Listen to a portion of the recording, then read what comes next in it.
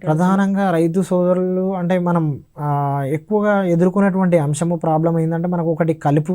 హ్మ్. సో, ఆ ప్రధానంగా కలుపుని గనక గమనించినట్లయితే మనం మొదటి 30 రోజులు కలుపుకి ప్రధాన సమస్యగా ఉంటుంది. ఈ 30 రోజుల్లో గనక మనం కలుపుని నివారించుకున్నట్లయితే మనకు దిగుబడి అనేది ఎక్కువ పెరుగుతుంది. సో, ప్రధానంగా మొక్కతోటి మనకు కలుపు పోటీదారుగా ఉంటుంది. మనం ఇచ్చేటువంటి రసాయనాలు గానీ, లేదంటే ఎరువులను గానీ తీసుకొని పంటని సరిగా ఎదగనీయకుండా చేయడం అనేది జరుగుతుంది.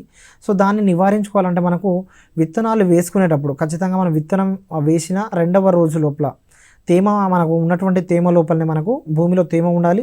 సో, ఆ సమయం లోపలే మనము ఈ విత్తనం మొలకెత్తక ముందు వాడేటువంటి కలుపునాశిని అట్రజిన్ని మనము 700-800 గ్రాములు 200 లీటర్ లోపల మనము కలుపుకొని పిచికారీ చేసినట్లయితే మనకు ఈ కలుపు అనేది మనం నివారించుకోవచ్చు.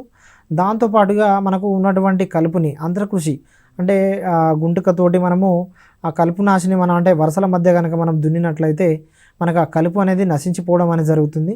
తద్వారా మనకు పంట అనేది ఏపుగా పెరిగి అధిక దిగుబడినిచ్చేటువంటి అవకాశం అనేది ఉంది.